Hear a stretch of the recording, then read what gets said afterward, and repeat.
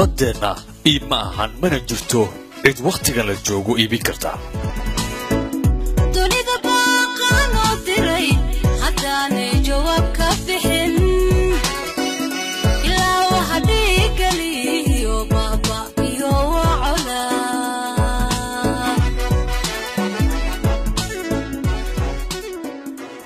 xeebaha Soomaaliya ee dadweynta India ayaa waxa loo badinayaa inay ku jiraan kayd shidaal oo ka mid ah kuwa ugu waaweyn adduunka.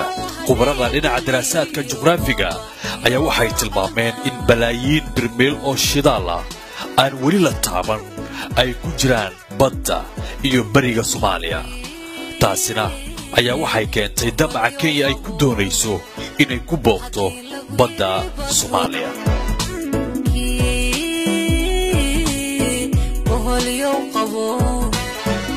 هدي لغو يري بدرول بدن باهلكا كوجرا بيها عنيا اسكالي shidaalka iyo kheyraadka kale ee baddeena waa dhaxal ay nooga tageen awoowayaashina mana jirto shakhsi ama dawlad shisheeye ka iibin karta waqtigan la joogo.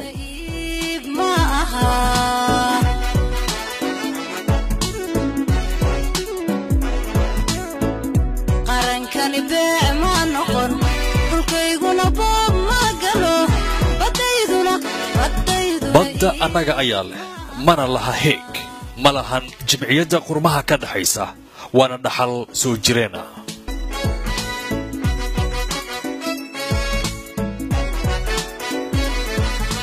damiir haddaad leedahay ka dhiidhi in la boobo badda Soomaaliyeed bartana ku fiiq siyaasiga boobka dhaxal ka dhigtay ee doonaya inuu boobo baddeena isla markaana uu ka iibiyo shisheeye.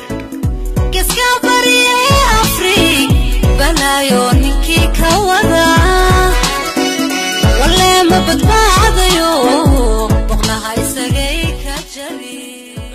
khubarada ayaa waxay sheegayaan in dalka Soomaaliya laga heli karo 110 bilyan oo barmiil oo saliid ah iyo 100 trilyan oo cubic feet oo gaas ah. waxa ayna tani ay Soomaaliya ay awood ay u siinaysaa inay bedeli karto sicirka sayladaha adduunka.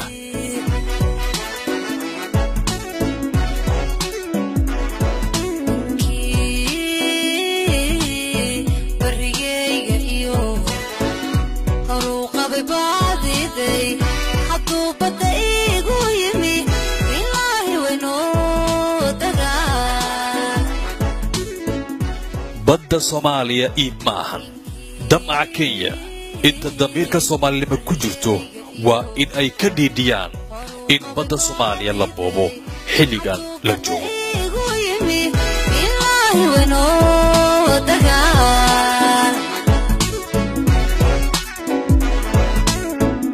قرن كان يبيع